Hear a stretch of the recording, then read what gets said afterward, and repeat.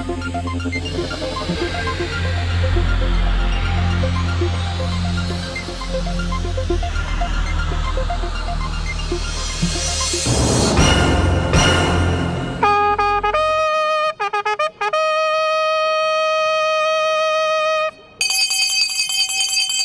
yeah! Oh yeah! Welcome to Birmingham!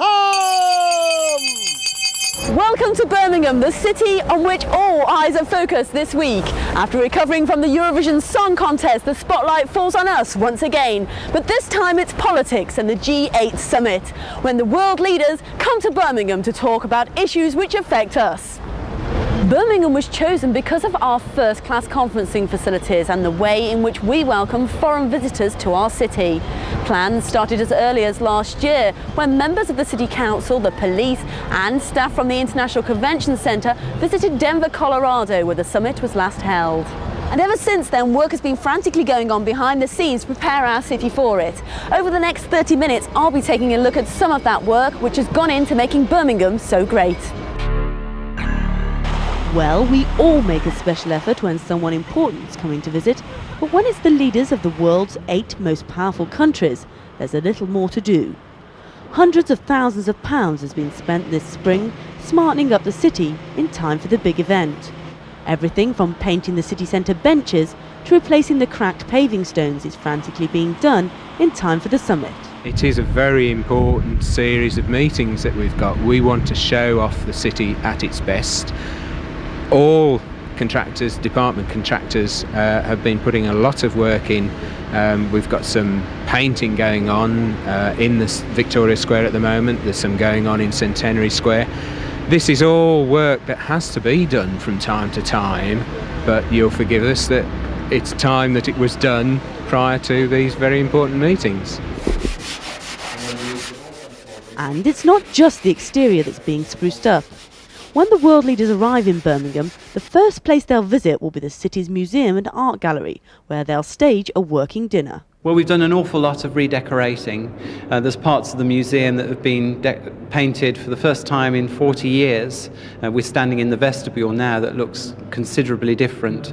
The round room's been repainted, and we've managed to put some repairs really from the Second World War. We've brought back the bridge as it was before the Second World War. Well, just 3 weeks to go now before the G8 summit. Workers from both the council and the private sector are working around the clock to make sure that this building here, that's the Museum and Art Gallery, is ready to host the world leaders. Everyone from painters and decorators to plasterers and even French polishers are here at the Museum and Art Gallery working themselves silly. One of them is Dave, our French polisher. Hi Dave, what are you doing at the moment? Well, we've sanded and prepared the skirting and given it a coat, ready to start polishing and bring it up to a nice shine. And it's all part of the grand plan, isn't it? It is, yes, it sure is. They've just got to get it tied, really. Do you think that President Clinton's going to notice your skirting boards? Oh, really, they're that fine, yes, I'm sure he will. I hope he does. Others are hard at work on the exhibits with a special showcase dedicated to the Chamberlain family. And there's lots more going on behind the scenes. This is Gallery 20. It's been completely stripped and a new floor's been put in. In 3 weeks' time, when the summit starts, it'll be fitted out with all modern art for the world leaders to see. And even if they don't take much notice, when the world leaders have all gone home, the results of all this hard work will still be here for us to enjoy.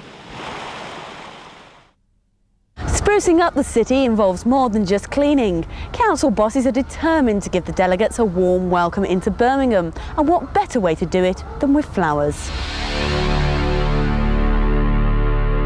Gardeners among you may think growing a few pansies from seed is easy, but when you've got thousands to grow to impress the world's most important dignitaries, it's a little more difficult. The G8 is coming at a dreadful time of the year because all the wonderful spring bedding plants are finishing flowering. All the tulips and daffodils are dying down about that time, and it's too early and too risky to plant all the summer bedding plants, the geraniums and the fuchsias.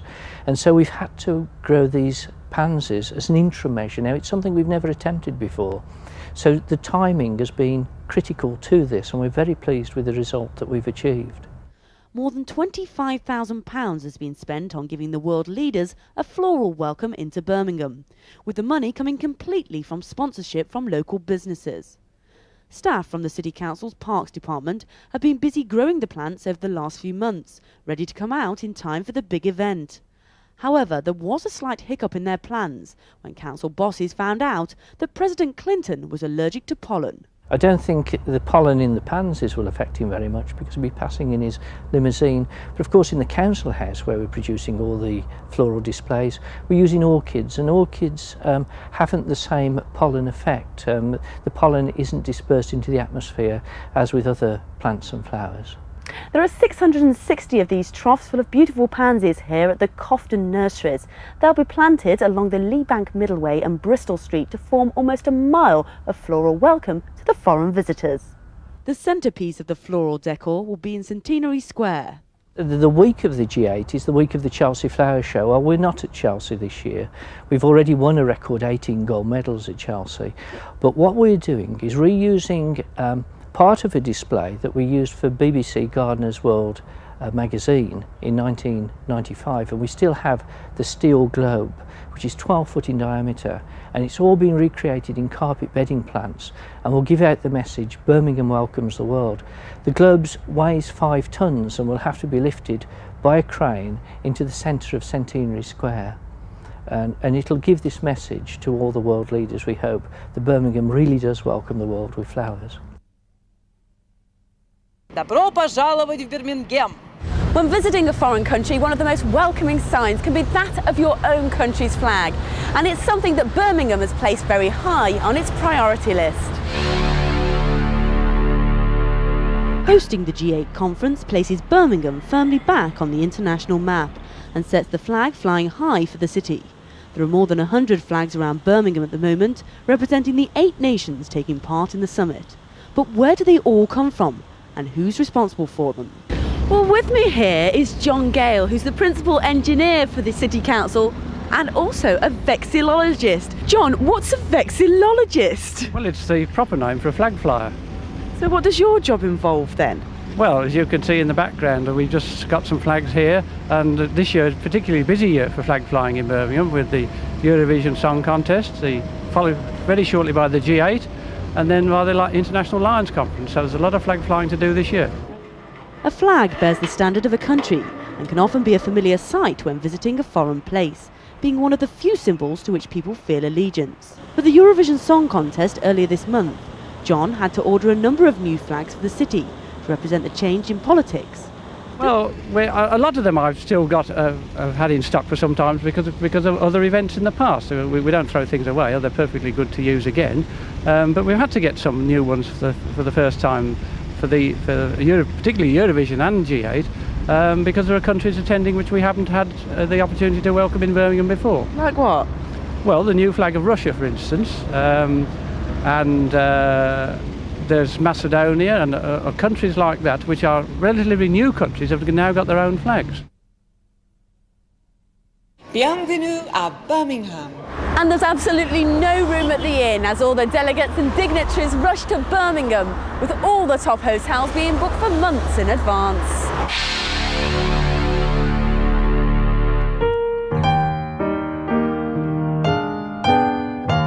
When the talks are all over for the day, the world leaders will be able to snatch a few hours rest and a bite to eat at some of the country's finest hotels here in Birmingham.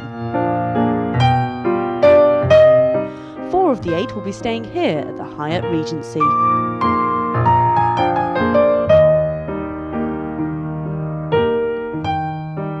This kitchen is a hive of activities. This is the place where the breakfasts are going to be prepared for Tony Blair, Jacques Chirac, Helmut Kohl and even Boris Yeltsin is at the Hyatt Hotel. We spoke to the executive chef, Joseph Zoff, about the whole operation. You know, we will have a couple of busy days ahead of us. And we've been pretty geared up in the moment. We have some information for the people, the requirement. We have breakfast meetings, and some people take in groups breakfast, and of course lunch and dinner. The The 4-star hotel will be closed to the public throughout the whole of the G8 conference, with all 380 rooms fully booked months in advance. It's ideally located opposite the International Convention Centre, with an interconnecting bridge to allow the dignitaries easy access. Security at the Hyatt, like at most G8 venues, is paramount, and everything has been made to measure with some special requests. We did have people come in from Helmut Kohl's delegation and have a look at our beds, which I know was all over the press. There's nothing wrong with our beds. They haven't asked for anything special from our beds. So they did come and have a look. They specially requested to come and have a look at the beds. To see if they were sturdy? Correct.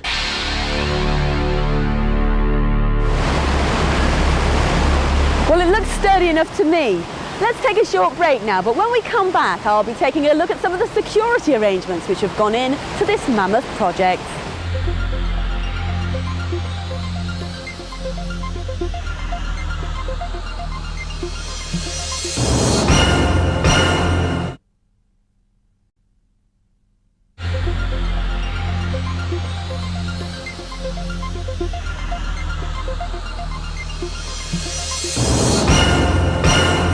Benvenuto alla città di Birmingham.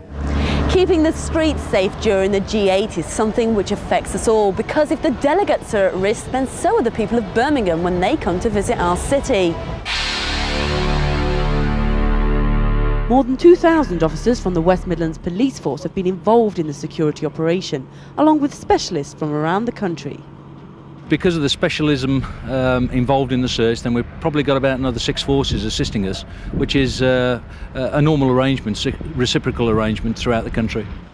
In the weeks before the summit, teams of specialists, including the Underwater Search Unit, were drafted in to check out the area. The job started underground, with frogmen from the Underwater Search Team lifting the lid on Birmingham's sewers. Before they can check out the sewers, a gas detection device is sent down to make sure there's no methane or other poisonous gases underground. Then it's time to take the plunge. Officers, kitted out in specialist protective clothing, are harnessed to a metal tripod and winched down more than 25 feet beneath the city. The task is simple visual search for suspicious devices. And once the all clear is given, the drains are sealed with resin to prevent anyone from tampering with them.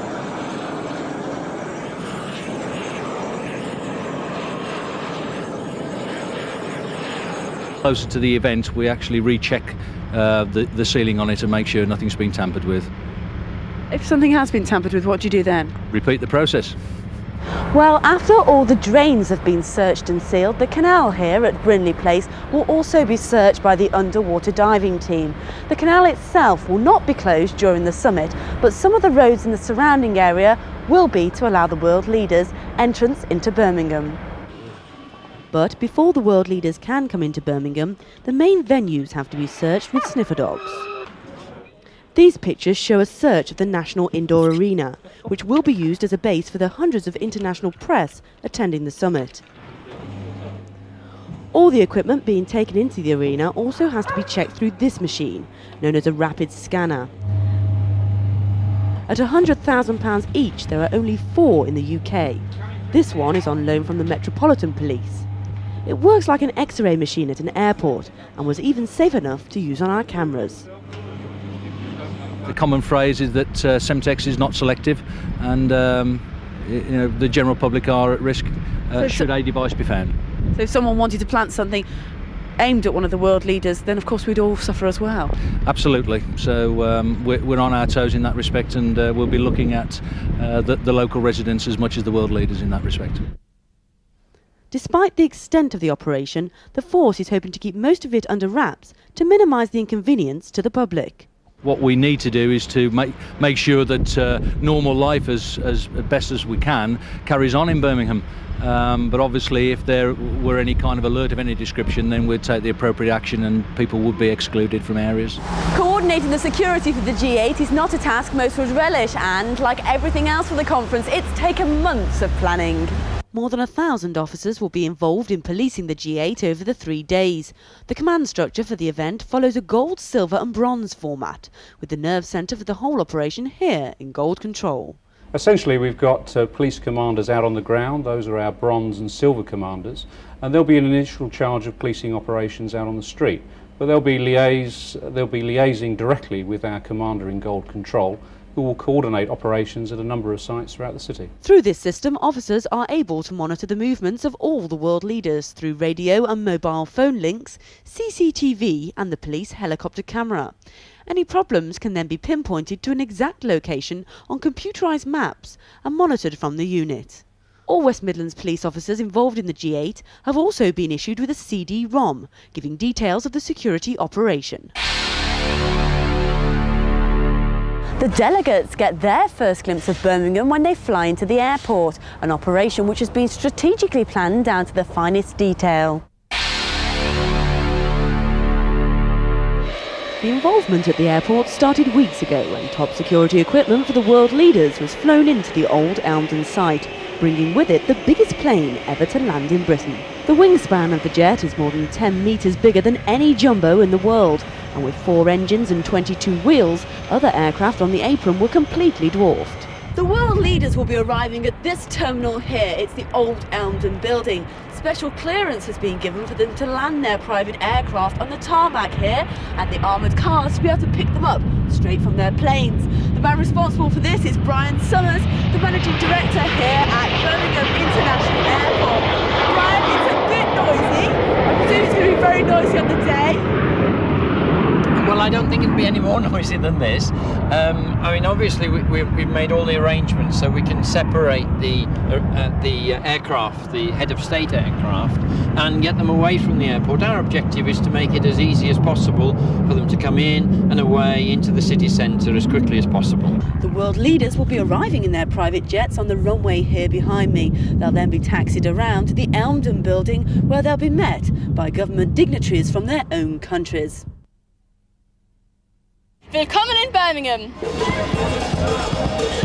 Well, when the day's over, the delegates, like everyone else, will want to let their hair down, and how better than a bit of music, song and dance, followed by a nice meal in one of Birmingham's top cafes.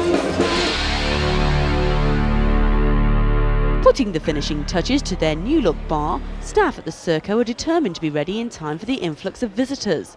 The trendy cafe bar was granted a 1 AM liquor licence last month in preparation for the international event, and are hoping it'll help make Birmingham a 24-hour city. Well, we're closed in the day at the moment.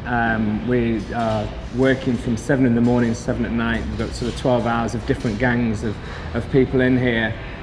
Desperately trying to get the place ready in time for May the 8th, which is when we open with our new late licence. So that's for Eurovision, and of course right. You've got G8 the week afterwards. Exactly, yes. The Lions Convention the next month. I know, there's a lot of things happening in Birmingham. It's very exciting this year. However, it's not just the way things look which is important.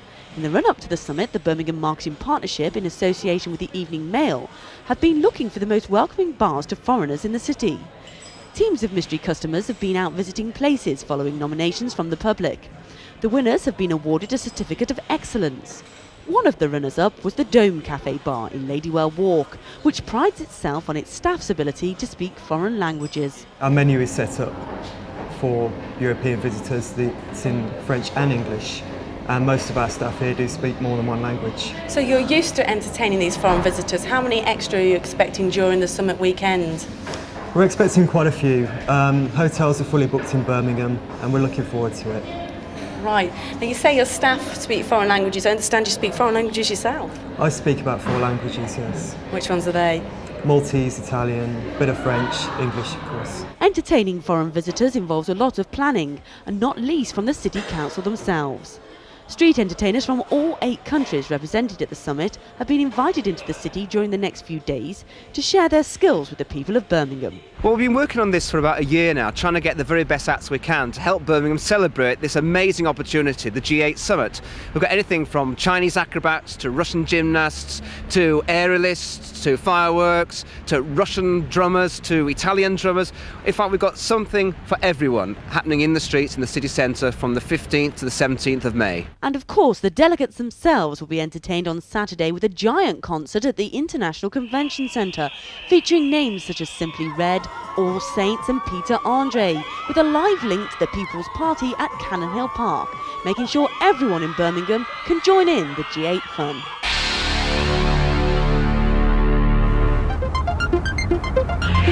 this is it. It's happening in your city this weekend. Are you ready for it?